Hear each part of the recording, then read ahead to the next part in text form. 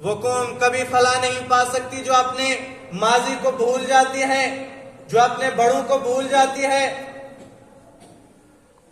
ایک ماں اٹھتی ہے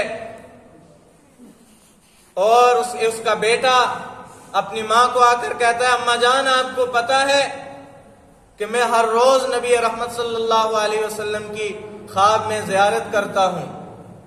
تو ماں آگے سے کیا کہتی ہے، بیٹا اس میں تیرا کوئی کمال نہیں ہے کہ تم جو ہے حضور اکرم صلی اللہ علیہ وسلم کی زیارت کر رہا ہے۔ کہا اماں جان میں عشاء کی نماز پڑھتا ہوں اور اٹھنے سے پہلے مصلے کے اوپر 2 زانو بیٹھ کر 1000 مرتبہ حضور اکرم صلی اللہ علیہ وسلم کے اوپر درود پڑھتا ہوں۔ کہا اچھی بات ہے، پڑھتا ہوگا، لیکن اس سے پہلے ایک دور آیا کہ جب تو پیدا ہوا میں نے تجھے کبھی دودھ نہیں پلایا جب تک وضو نہ کیا ہو، میں نے تجھے کبھی دودھ نہیں پلایا جب تک کہ میں نے محبوب دو عالم صلی اللہ علیہ وسلم کے اوپر 100 بار درود پاک نہ پڑھا ہو۔ یہ مائیں تھیں، جب ایسی مائیں ہوا کرتی ہیں تو وقت میں پھر اس وقت کے اس ماں کی گود سے ابو حنیفہ جیسے امام پیدا ہوتے ہیں، پھر وہ ایسی ماؤں کی گود سے مجدد الفسانی جیسے اکابر پیدا ہوا کرتے ہیں، شیخ الہند پیدا ہوا کرتے ہیں، قطب الدین بختیار کاکی علیہ رحمت جیسے لوگ پیدا ہوا کرتے ہیں۔ آپ سب حضرات جانتے ہیں سردار اولیاء سید الاولیاء بایزید بستانی علیہ رحمہ بہت چھوٹی عمر میں تھے اور باپ کا انتقال ہو گیا۔ گھر میں معاشی زندگی ایسی نہیں تھی کہ ماں گھر میں بیٹھ کر ان کو کھلائے اور پلائے۔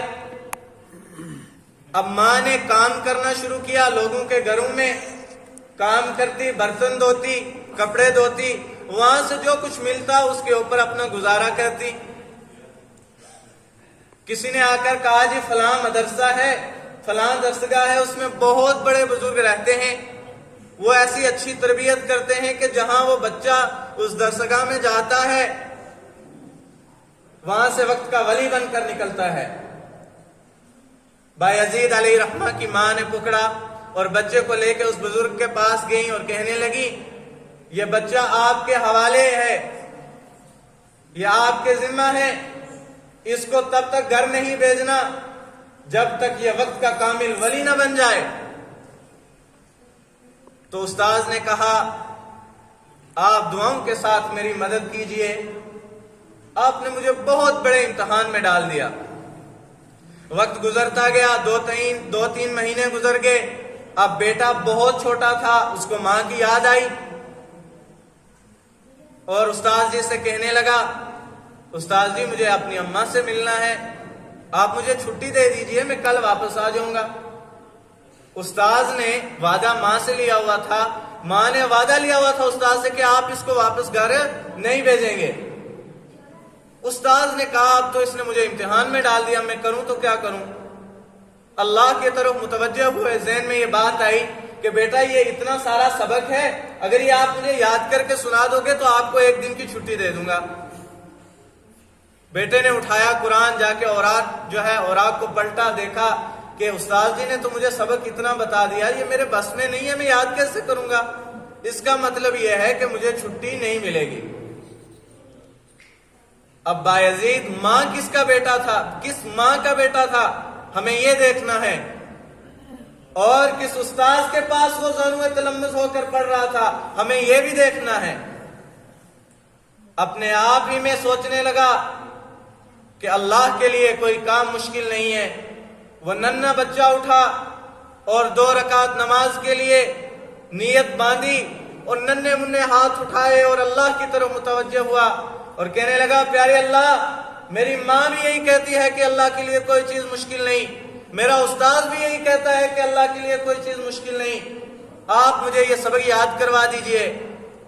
لیا اور بسم اللہ کر کے یاد کرنا شروع کیا۔ شام کو جا کر پہنچا اور کہنے لگا استاد جی سبق سن لیجئے۔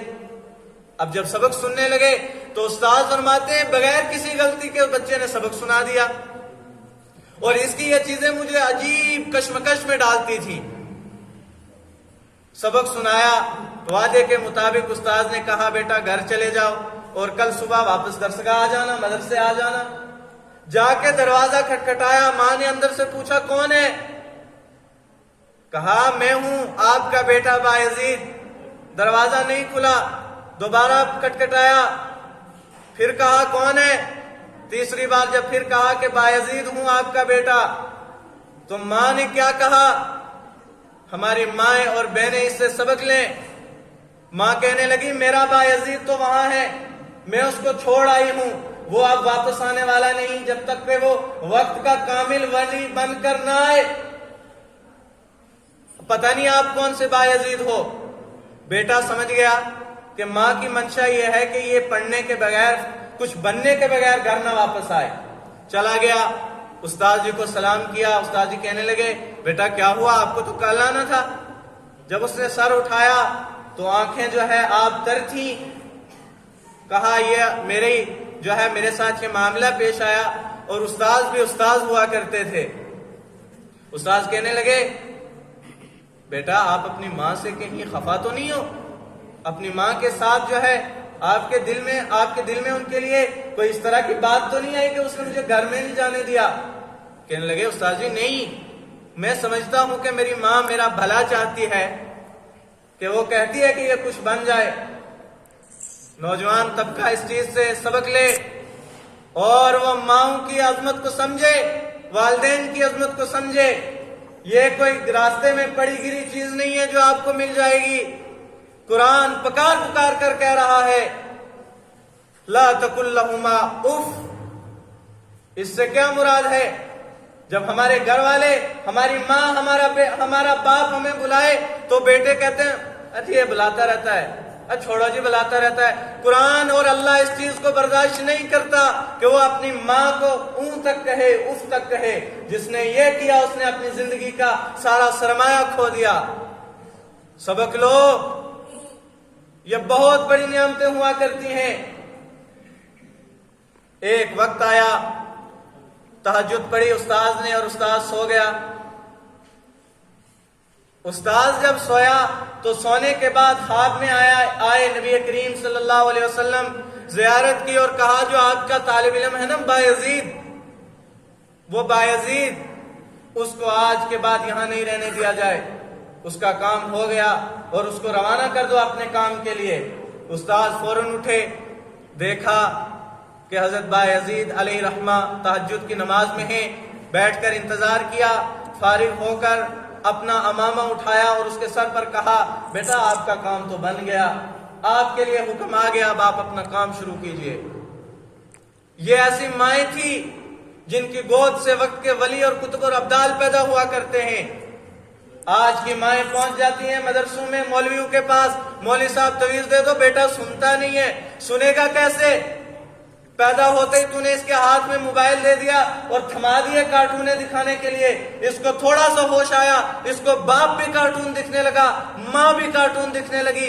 एक वक्त आया उसने माँ को भी मारा, माँ की भी तौहीन की, बाप की भी तौहीन की, और अब मौलवी साहब उसको सीधे रास्ते पर लाएंगे। कसूर किसने किया? कसूर तुम करें, कसूर अपने आप हमने किया। हमने औलाद को दीन वाला रास्ता नहीं दिखाया। इन्होंने गैरों के रस्सी को पकड़ा, इन्होंने अपनी शक्लें वो बनाई जो नबी करीम सल्लल्लाहु अलैहि वसल्लम को दूर से भी पसंद नहीं है। हमारी औलादें दूर से अगर कोई देखे नहीं जो है महसूस कर सकता ये किसी मोमिन की औलाद है, किसी मुसलमान की औलाद है या किसी यहूदी की औलाद है। हमने मोहब्बत उनसे की जो हमारे जानी दुश्मन, जो हमारे दीन के दुश्मन। मैं ये नहीं कह रहा हूं, अल्लाह का कुरान कह रहा है हा अंतुम उलाई तुहिब्बूनहुम वला युहिब्बूनकुम व तुमिनून बिकिताबि कुल्ली। ओ लोगो तुम इनसे मोहब्बत करते हो, ये तुमसे मोहब्बत नहीं करते। क्यों? किससे तुम मोहब्बत करते हो? अपना होलिया देखो, अपनी शक्लें देखो, हमने किसकी शक्लें बनाई, हमने किससे मोहब्बत की। हमारा ये होलिया नबी करीम सल्लल्लाहु अलैहि वसल्लम के होलिये जैसा है। हमारा ये चलना, हमारा फिरना, हमारा खाना, हमारा बैठना क्या नबी करीम सल्लल्लाहु अलैहि वसल्लम के तरीकों के ऊपर है और नबी करीम सल्लल्लाहु अलैहि वसल्लम जैसा है। हमने गैरों की मुशाबत की, हमने गैरों से मोहब्बत की।